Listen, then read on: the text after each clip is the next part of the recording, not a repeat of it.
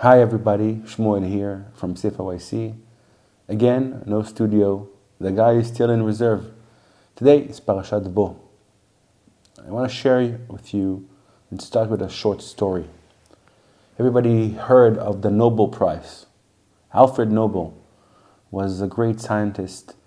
He started as a chemist, invented a lot of stuff, and one of the things that he's most famous to invent is the dynamite.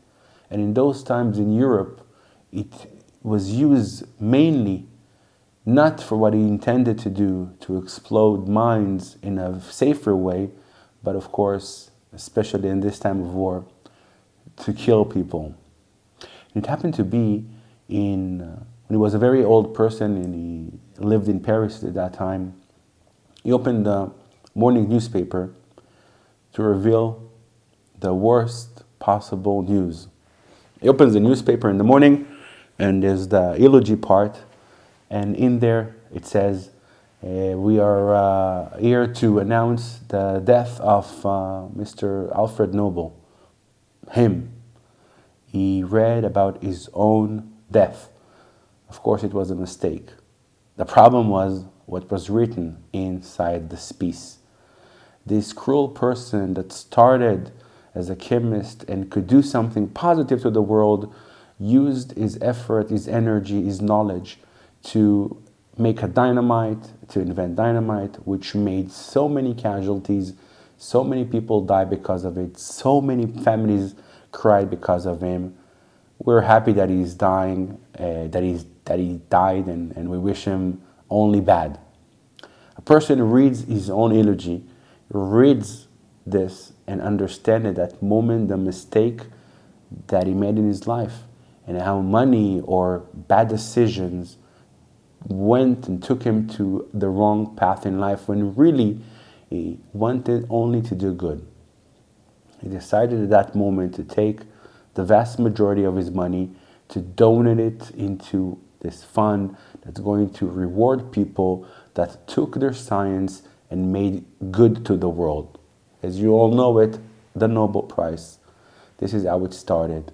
And from that moment, this is the highest achievement a scientist can have, that is going to receive this reward saying, you gave good to the world. This is not what happened in this weekly portion. But in this weekly portion, we read about the Exodus. The actual moment of leaving Egypt happens in this week. And just before that, there is another announcement made by Moses. You're going to live today. And you would assume that the next words are going to be aware the desert is a dangerous place, or praise the Lord for everything that happened in the last years here. Not at all.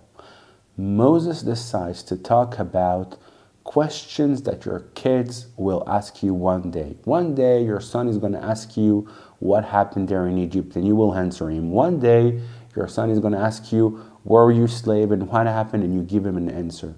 Why Moses decided that moment, at that crucial moment in time, to talk about your son and the next generations? Why now? I think that moment, just like Alfred Nobel, taught us something about probably the hardest thing and the most important thing we can give our children. Our children need to understand they have a story. There's a legacy.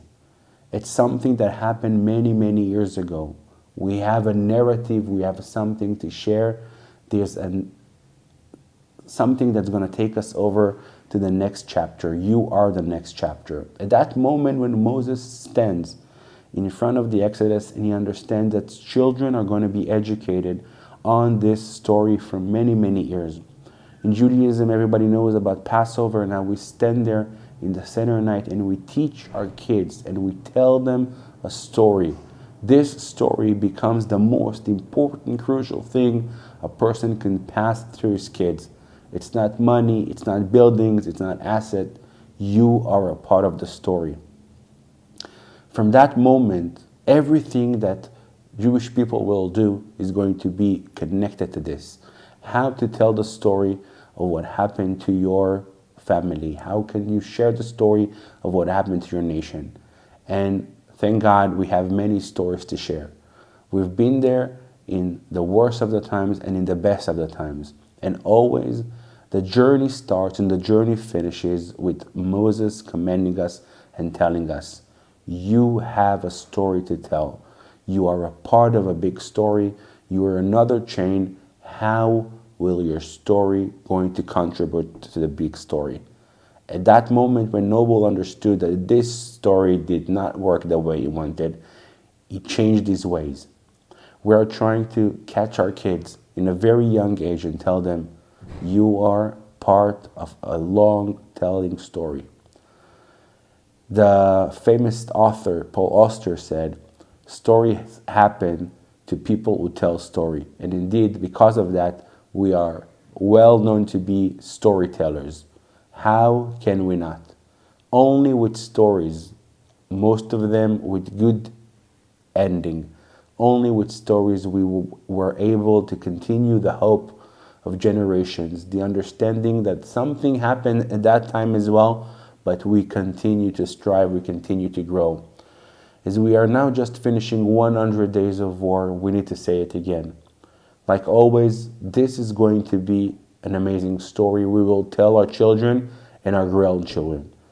And this moment in time to understand that you want to be a part of the story and you can be a part of the story. This is where it started. And Exodus with Moses telling us, tell them about the story. Indeed, the Seder night when we celebrate Passover is exactly around this theme. Tell your children, make them a part of it. This is a command and this is a hope for all of us. May our children continue the story.